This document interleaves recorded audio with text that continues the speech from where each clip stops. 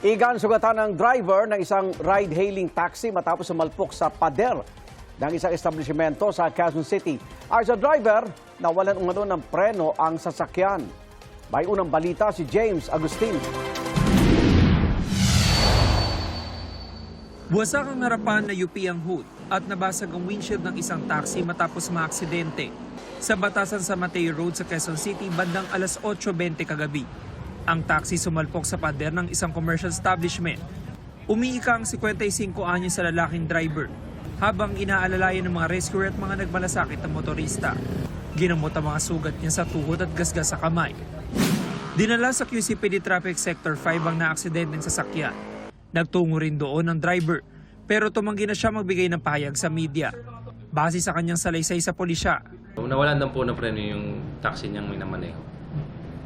Kinabig niya na sa kanan kasi meron daw pong sakyan sa kanyang unahan.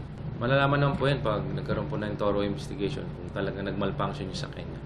Sa investigasyon na pag-alaman na pauwi ng driver sa San Mateo Rizal matapos ang buong araw na pamamasada ng siya'y maaksidente.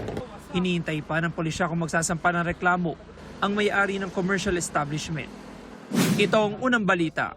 James Agustin, GMA News.